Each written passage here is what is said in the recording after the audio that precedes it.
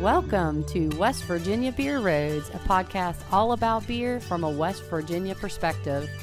I'm Erin McCoy, here with my podcast partner, Charles Bachway. Thank you, Erin. And today we're talking with a man who put local craft beer on the map in deep southern West Virginia. And he's become the anchor of a small business district in downtown Princeton, West Virginia. And I'm talking about Matt Barnett and his Sophisticated Hound Brewing Company. Matt, welcome to West Virginia Beer Roads. Hey, Charles. Hey, Erin. How you doing? Good. Good to see you. Thanks for being with us today. Good to see you. Matt, probably like a lot of our listeners, I haven't actually had the pleasure of visiting your brewery yet. Can you give me a nutshell description of your tap room and what you're trying to offer in downtown Princeton? Well, our tap room is the front of the house is the tap room. Of course, we offer a wide menu on top of the beer that we do sell. 31 different beers. Our brewery's in the back, so we distribute out the back door. It's local. People love to come down and hang out and have a good time. Well, I see the big news recently at the brewery is the new canning line that you've purchased. Tell us about that and what's all involved. Yeah, so we back when COVID started, we kind of tested the waters with canning. We had a small canning line then. It took us about 2 hours to do 10 cases, and that's 2 people working it. So we tested the waters. The waters were good, so we decided to get a bigger canning machine. So we just purchased from Cask a canning machine that does 200 cases every 4 hours. So we're actually down at the brewery today getting everything plumbed in and electric running to it. So we'll be running those cans through pretty soon. We got 5,500 empty cans ready to go through it. And they've pretty much already been sold to local restaurant or local grocery stores and convenience stores. Yeah, so that means that you're going to have to produce maybe more beer to feed that canning line, right? I mean, is that something in the plans too? Do you think you're going to be upping your production? Yeah, that's from the start we knew that once the canning started that one, we wouldn't be selling so many kegs, because really in reality only restaurants and bars are pretty much the majority of who buys kegs from you, and everybody buys cans. So we knew that we'd cut down on our keg sales. But yeah, we would be more production of beer on top of that. Yep. Well, with this big new investment that you're making, it's pretty clear that you're betting on a lot of sales growth going forward. Right. What is it that gives you the confidence in the future of West Virginia and the beer market here? Well, I mean, I think I've told people in the past that, craft beer has been around for a while. It's still, it's kind of new to the state, especially down my way where Budweiser's king. But it's growing, and we see a want for this craft beer. And like I said, we've tested the markets with the cans and the business that we've done over COVID and over the past 3 years that we've been down there. The market's really good down here, and we have a lot of support locally. So we decided to just take that next step and get the cans out there to more people. That sounds good.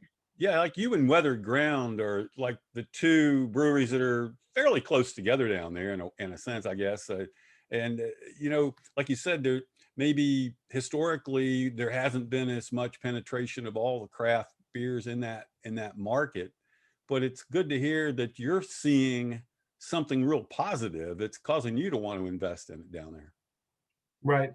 Yeah. Like I said, we have, Princeton's a great area. I've lived here for 43 years. I was born and raised here. And, I've always wanted, I told people when I started this, that if I started a tap room, it was going to be where I was from.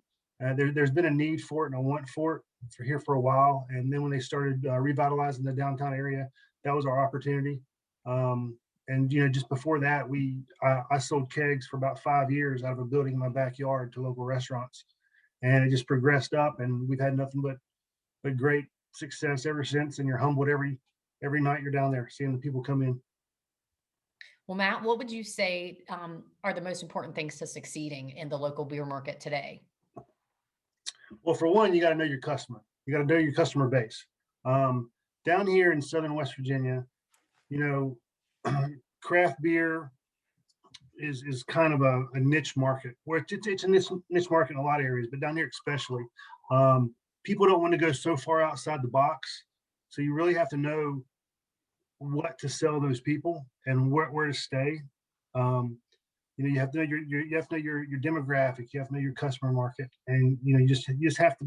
It's a love you have to have, and you just have to push that product and you push what you have in it, and people respond to that and they become a part of it.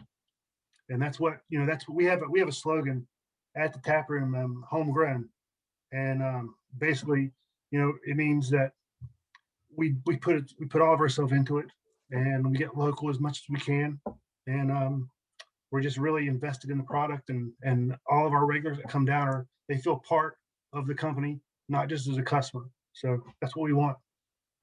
That's good. Can you tell me what percent of your business is tap room sales versus your sales for distribution? Well, for the last couple of months, our tap room has been 100% of our sales, pretty much. Right now, our we have two distributors, and one of them is local. They do about two counties, Mercer County and Summers County, really. The other one is the entire state of West Virginia. So we've really been with the second distributor that is the entire state. We've been with them all 3 years we've been in business, and we're not seeing that growth that we should be seeing from them. They're not. We're having a little issue with that.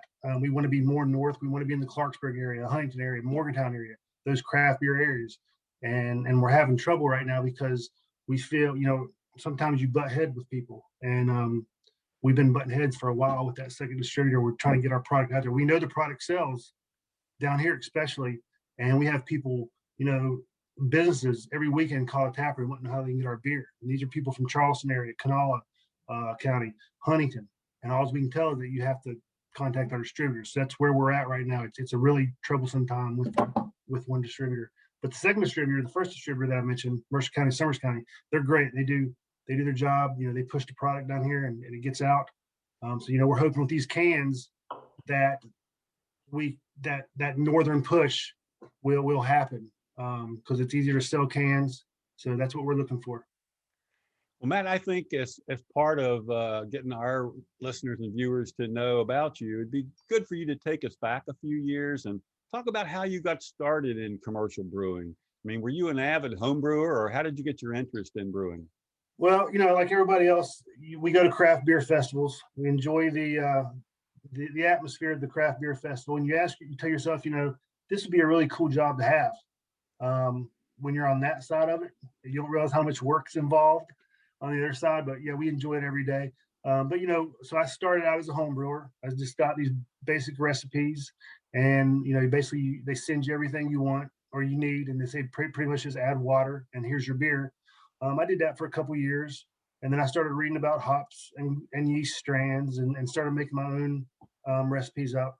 And then all I ever wanted to do was go to an Oktoberfest, and primarily, if you're familiar with Branwell's Oktoberfest, that was like one of the greatest Oktoberfests in the state.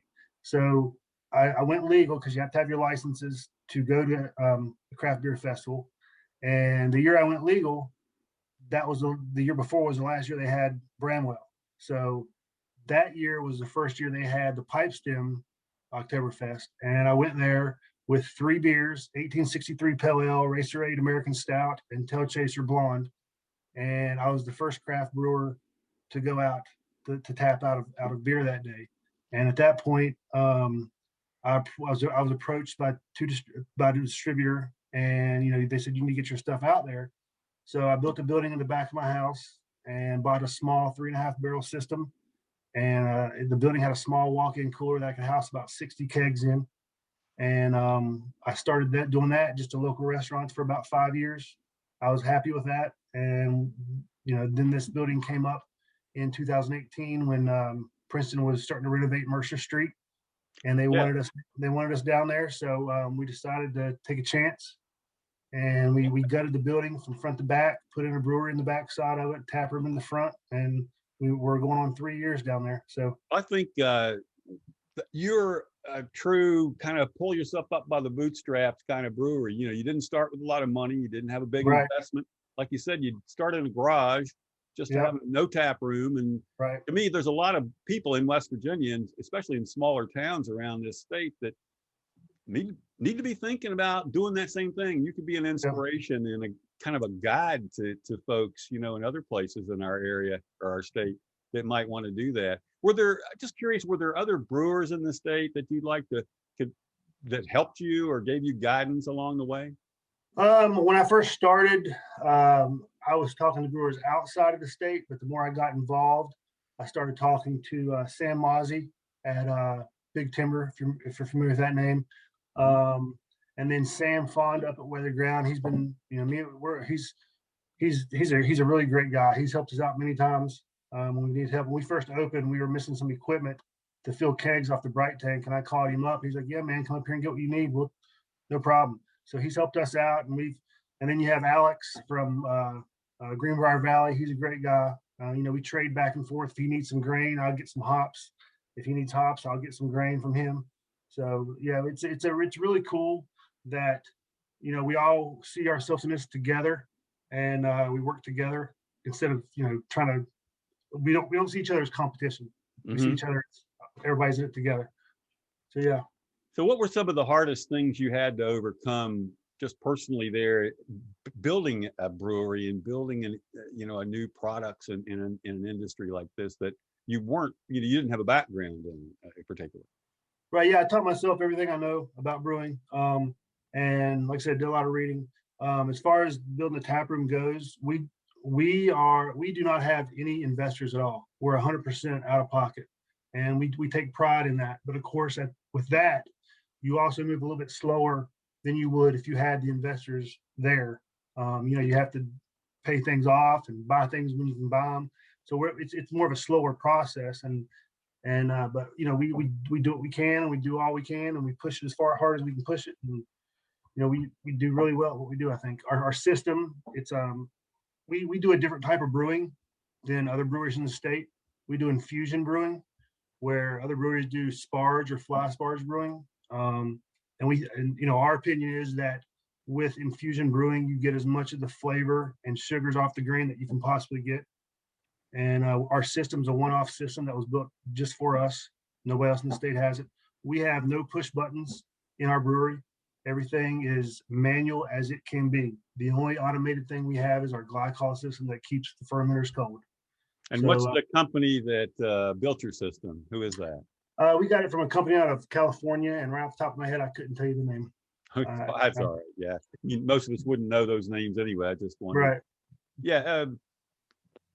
Well, I want to say that I've been to your tap room, and I tell you, that is a beautiful place, and you did a great job on building that out. And I understand from you, I remember you did most all that work yourself or with family and other friends, maybe. The work was done by a local construction company, but the idea is that the brewery is there. Everything inside the brewery, we have lights that are made from kegs. We have kegs that are wrapped around the corners of walls.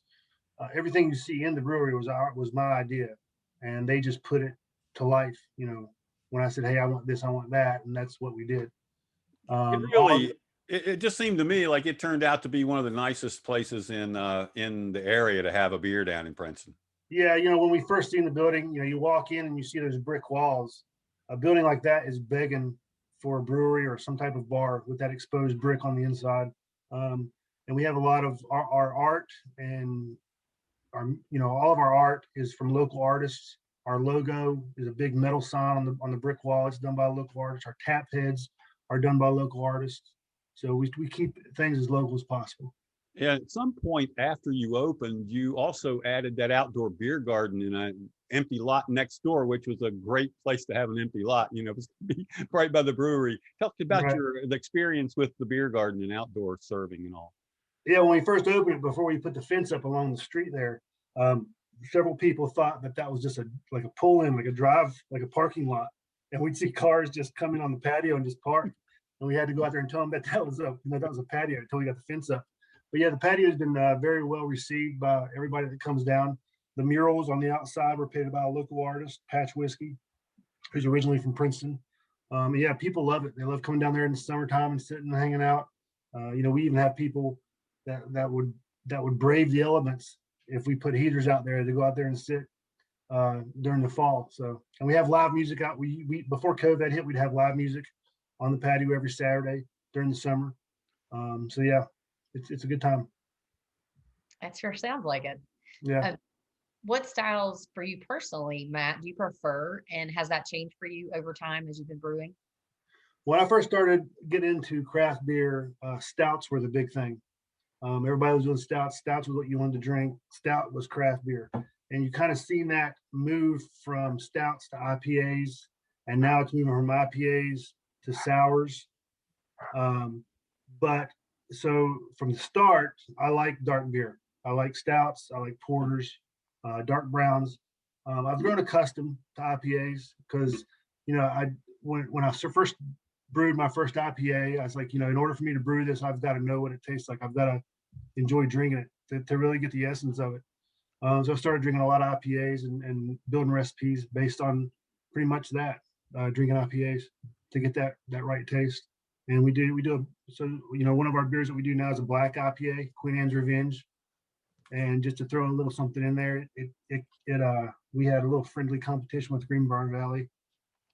Alex and the boys came down with Mothman, and we had a true blind tasting, and Queen Anne's beat Mothman very significantly. And every time we see him, every time we see him, it was a friendly competition. Every time we see him, we have to razz him a little bit about it. But yeah, it's a good time. Well, back to your beer. Let's get into your current beer lineup. It seems like you've got around 4 core style beers that you almost always have. Tell me what style they are and give me a little bit of a description of each one. See, actually, we started out with 5 beers. That's all we had was 5. So within 3 years, we went from 5 to 31. So we have 31 different beers that we do at the tap room. We do a rotation of them. Probably 8 to 10 are ones that don't change. Okay. And that's our core now, probably about 10. And then let's get into those. Okay, so our core beers, our Racer 8's our American Stout. That's our flagship. It's brewed with American grains and American hops, so it's a little bit more hoppier than like a Guinness or an Irish Stout, based because the acidity level in the soil in the United States is more acidy than the UK. Named after a dog, my dog. I adopted a greyhound before I opened the brewery, and that's where everything comes from, really. He raced under number 8 when he raced. He was racing greyhound, so that's where the name came from, Racer 8 American Stout. So we have that one, and then the next beer is 1863 Pale Ale, kind of our homage to when West Virginia became a state.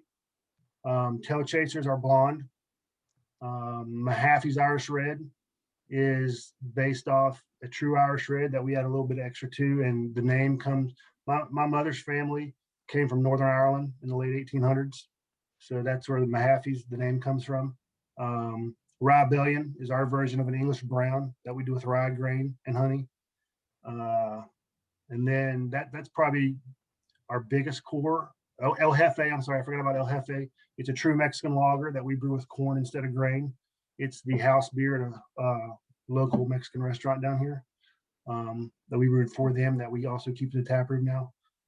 So then we do Crooked Hat. It's our 9%, 100 IBU IPA. And then we have Bumble Blossom, that is an American wheat that we put 10 pounds of honey and 30 pounds of peaches in 50-gallon batches. West Virginia, West by God Virginia Common. It's actually a Virginia Common that we've added our own spin on, so we call it West by God Virginia Common. The Queen Anne's Revenge is the black IPA, 8.9%. Rumpelstiltskin, that's our Irish stout. And Rumpelstiltskin and Racer 8 is basically the same beer. But like I said before, the grains in Racer 8 are all American. It's the same grains, but they're UK in Rumpelstiltskin, so it's a totally different taste. The hops are the same, but different countries have different tastes because of the soil. We have HBR. That's a brand new one that we just did. And it's more for people that come into the tap room and want to know what we have, like Bud Light or Miller or Coors. So we brewed that for them. We have the Up Pale Ale, which is a hazy pale ale that we brewed for one of the bands that come down and play out of Beckley. We have Bloom Black Lager. We have Backwoods Bourbon Stout. So it's Racer 8. We put it in a bourbon barrel with vanilla beans for 4 months. So it goes in at 5%. It comes out at 12.7. We have one that we call Midlife Crisis that we do with 18 pounds of Girl Scout Thin Mints. Yeah, that's getting seasonal right now for the Girl Scouts. So and we do one called we have a Connie K Pilsner that we brew with orange, guava, and passion fruit.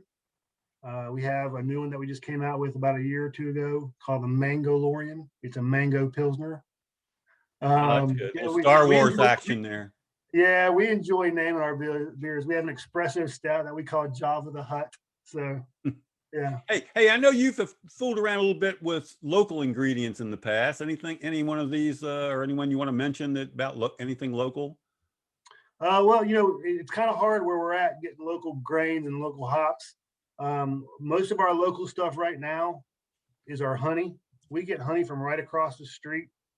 Blue Ridge Bee Company. So Bumble Blossom, the American wheat that I was talking about, has 10 pounds of orange blossom honey in it that comes from right across the street. He has the bees produce the honey, and he sells the honey. We put a little bit of his honey in our Rybellion and our Mahaffey's. So yeah, the honey especially comes from local.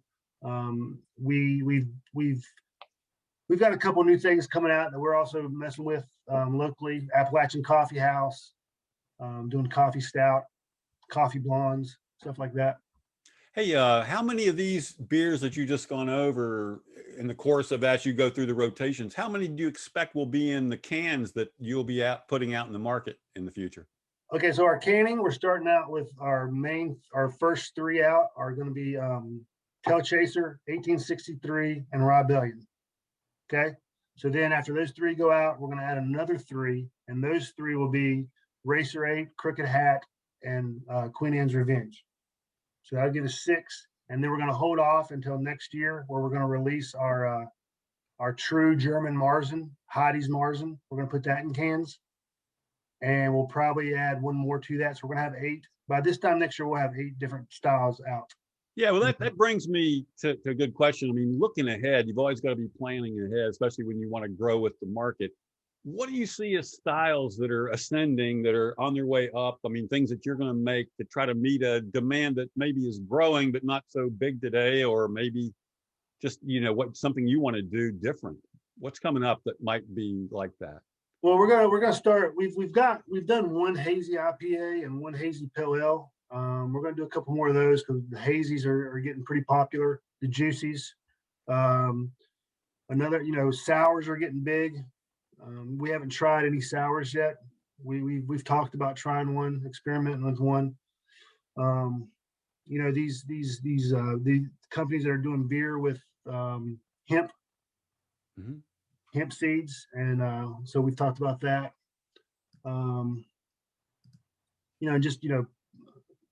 Just different types of coffee blonde, something new. I don't know if you've ever heard of a coffee blonde. It's pretty much a blonde ale, but it tastes exactly like a coffee stout, the way they brew it. So we're going to try one of those. So yeah, we just try, we get back in the back, and once we brew stuff that we know will sell and that we've got on rotation, we try to come up with something new. And sometimes, like for example, with Midlife Crisis, we were sitting back there one day and trying to think of something to brew, and we got a call from a regular, and his daughter was selling Girl Scout cookies and asked if we wanted to buy any. I was like, hey, you know what? I was like, bring me 18 pounds of Girl Scout Thin Mints. Well, I think that's a good example of a brewer being, innovative and looking for a niche that might not be already taken by, 1,000 other breweries. And so you're in Southern West Virginia, and like you kind of mentioned earlier, a little different market maybe from where we are in Charleston, Huntington region up here. But are you all the time looking for ideas, or have you come up with some things that you think, you need to emphasize that maybe some other brewers in other parts of the state don't feel are as important? I think we use certain hops a lot more than I think other brewers do. We like that hop. Again, honey's a big thing that we use in several of our beers. And the thing with honey is, depending on how you want to use it, you won't even taste it in the beer. If you use it in, for example, if you use it at burnout, or if you use it in the boil, it's going to burn off all the sweetness and remain. All you're going to do is up your alcohol content. just different ways you can use the honey in the beers. With that's like I said, that's what we're experimenting with now. So I want to ask something back to your cans, and you were talking about the cans you're expecting to have and hope to have 6 out. Are you going to use a particular local artist for your can art, or? yeah, our graphic designer that makes all of our labels, he's a fraternity brother of mine, and he actually works for the state of West Virginia as a graphic designer in Charleston. Okay, that's great. Yeah. Do you want to give a plug for his name, Matt? I mean, Yeah, Mike Daniels. okay. He's actually the inspiration for our IPA cricket hat, and I won't go into details of why we call him Cricket Hat, but yeah. So his face is actually the logo for Cricket Hat. All right. Have you, we were talking about all of this growth that you've got coming up. Have you received any assistance in your growth from local business development groups? When COVID hit and people were giving out the grants and the money, we tried to get some of that money, but we were never able to. It was always closed down by the time we got it. So yeah, we've been operating as normal. During with 50% capacity, all the guidelines are in place. We've been operating as normal through all this. But no outside assistance as far as loans and things like that. How many people are employed right now at Sophisticated Hound? Right now we have myself, my right hand, which is my manager, my assistant brewer, Shane Goodman. We have, let's see, 2 in our kitchen and 2 waitresses right now. That's good. Yeah, and we at one point in time we had 9, counting myself. And people have they move, they get other jobs, so it dwindles down a little bit. COVID hits, we don't need as many people. Like I said, they move away and get another job. So with this increased canning and all of this ramped up production, do you expect you're going to pick up some additional employees? oh yeah, I mean with the ones that we have, our tap room's only open Thursday through Saturday. And so me and Shane, of course, are down there every day of the week. Some days, 14 hours a day brewing. So he's really the only main employee that I have as far as every day of the week. And we've already talked to some of the employees that are there maybe 2 days of the week or 1 day a week, and they're more than happy to come in and start canning, helping us can to get those more hours. I don't know if we'll be hiring anybody new. Just those people that are there will be having more hours during the week. So back to your hours, you're open, you said Thursday through Saturday. Are they pretty set? You open at the same time and close at the same time? We open at Thursday right now. We're open from 5 to 10. We just started that a couple months ago. It's going decently well. Friday we're 11 to 10 and Saturday we're 11 to 10. So hopefully, Thursday keeps staying stable. Our goal is to make Thursday 11 to 10 once spring or summer gets here, But yeah, Friday and Saturday are great days downtown. Very busy. Before COVID, we had the live music. It's a good place to be, man. Matt, you're also doing a little food business, I understand. So talk a little bit about your food menu. Yeah, we have a pretty decent menu. I mean, if you've ever been down to the tap room, you probably ask yourself, you wouldn't see how we did what we do or do what we do out of our little kitchen. Our kitchen's probably 8 by 10 at the most. I'd say 10 by 10. We have about 7 or 8 different panini sandwiches that we do. We have about 7 or 8 different pizzas that we do. We just introduced burgers, so we have 5 different burgers that we do, appetizers, salads, chartreuse boards for the wine drinkers, soups. We run the gamut all across the board. We used to do desserts. We shut the desserts off when COVID hit. We haven't brought the desserts back yet, but besides that, we've got our full menu out there. Well, we're in the start of another legislative session in West Virginia. And a lot of times that brings to mind state laws that maybe are helpful or some that aren't so helpful. Is there any kind of provisions that you'd like to see changed that you think would help small brewers like yourself? There's one, we have a question all the time that people come down, they want to buy a growler.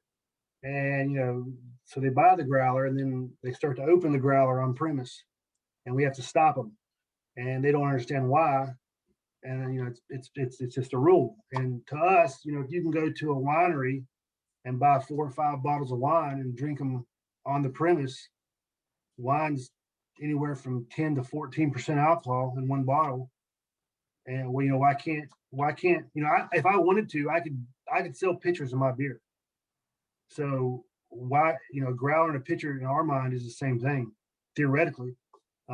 So why wouldn't you be able to, open the growler on premise and drink it? If you can buy a pitcher, it's the same thing. Yeah, that's a good point, because I think there are brewers that sell their canned or bottled product Yeah. at their brew pubs, and they can Well, open that up. Yeah, for example, you go to a brewery, that's a good point. You go to a brewery that sells crowlers, 32-ounce crowlers, and you can buy 2 of them. That's 64 ounces, and you can drink them right there in the tap room.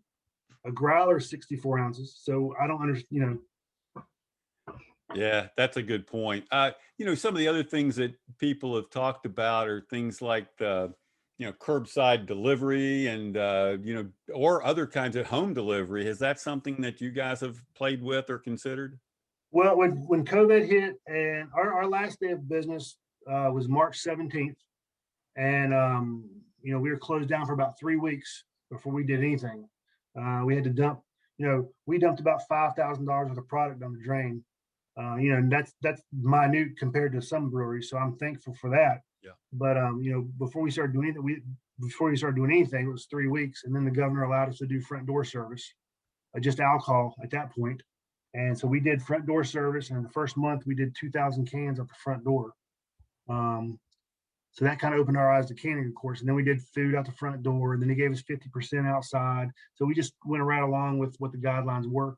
And, the thing is, we see other places that do the delivery for home. And if we had the employees, we would probably do that. But, on Fridays and Saturdays, the employees that are working, they've got to be in that tap room, man. It gets too busy if they're not. So. Well, I know you mentioned a couple of the guys like Alex Durand and Sam Fonda and Sam Mosey who've helped you along the way at some of the different breweries. But I'm just kind of curious too. You get out to beer festivals where you certainly try a lot of other West Virginia beers, and you probably do that even more often than a beer festival. But are there other beers or West Virginia breweries you think are doing a good job out here, or ones that you especially enjoy? Not that I think they're all doing a good job, but just maybe some that you enjoy. Being down here where we're at so far south, I don't get to try as many northern beers that I would like to. Just recently, they've been around for a little while, but it was probably maybe the end of October was the first time I ever tried Free Folk out of Fayetteville, and the stuff he had I thought was really good. And we've worked with him a little bit and did some stuff with him. He has like different nights where he'll do like stouts or IPAs, and we've had beer up there at his tap room when he's done stout nights or IPA nights. And then of course Big Timber Porter, it's a great beer. Big Timber IPA was a great IPA when it came out, and it's just been a powerhouse. Greenbrier Valley, I love Mothman when it came out, so that's why we enjoyed it even more when we had that little friendly competition I was telling you about. Their Devil Ants is great. Sam up at Weather Ground, he does stuff. Sam's originally from Mississippi, and he did a lot of his brewing in North Carolina, Nashville. So when he came up here, he was being from where he was kind of ahead of the game, in my opinion, than other brewers in the States. So the stuff he was doing was so far outside the box. It was just hard to wrap your brain around the way he was making beer. I mean, I don't know if you've talked to him or if he's told you a story, and I hope I'm not telling anything wrong, but he did an IPA that he literally went onto his property and cut limbs out of spruce trees and then put those limbs in hot water and let the water boil, ran it through a filter, and made an IPA out of it. And had it had almost like a spearmint taste to the IPA. So I know he likes to use local ingredients or different kinds of ingredients too, but he's a big supporter of local farmers that bring him fruits and things that he incorporates into his beers. Yeah. And then, he did that pawpaw wheat. I don't know if you ever got to try that, and that's something that we're also looking at. Trying to stay local fruits. We've got a meadery that we just partnered up with, Old World Libations.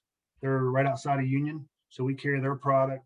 They're going to start carrying our product when they get their building finished up. and they have they have peaches and grapes down there. So we're starting messing with some of their stuff.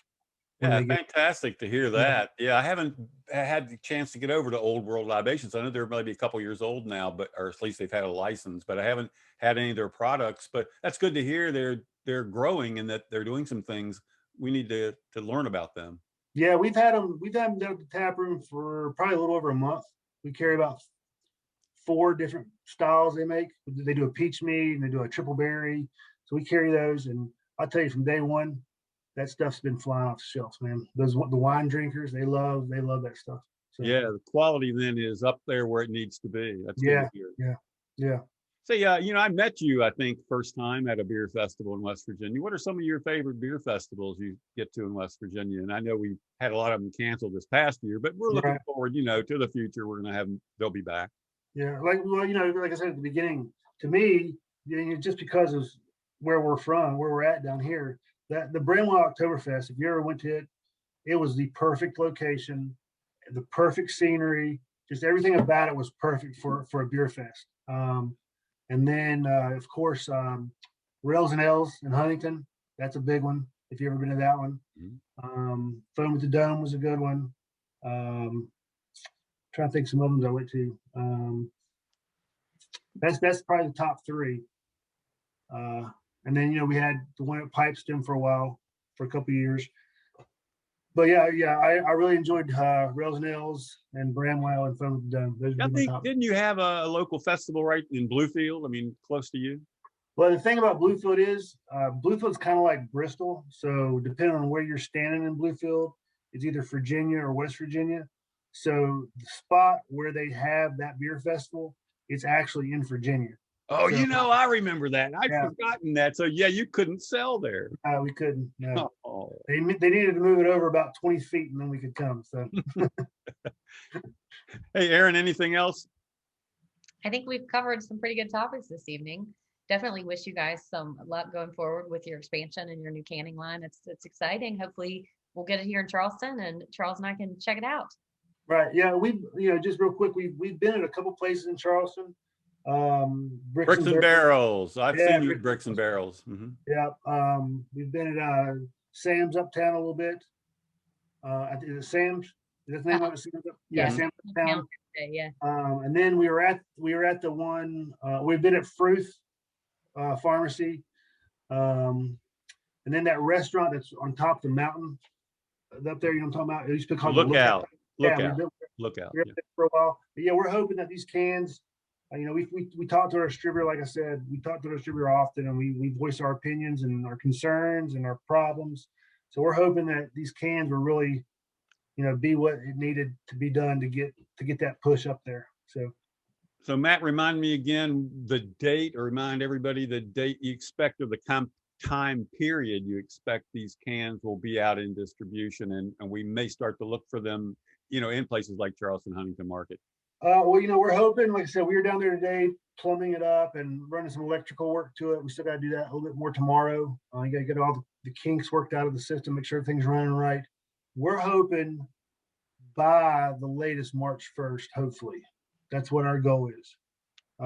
We've done ourselves the rest of this month to get everything ironed out.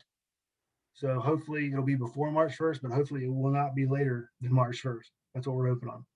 All right. Well, again, we've had Matt Barnett from the Sophisticated Hound Brewing Company in Princeton, West Virginia, as our guest today. And Matt, thanks so much for joining us on West Virginia Beer Roads. Hey, thank you. Charles, Aaron, you guys come down and see me when you're down in this part of the state. I'll buy you a beer. We'll do that. That's great. Yeah, we'll take you up on that one. All right, guys. This brings us to the close of another podcast. Remember, you can subscribe on Apple, Spotify, or your favorite podcast host. Thank you for listening to West Virginia Beer Roads. West Virginia Beer Roads is a production of BrilliantStream.com.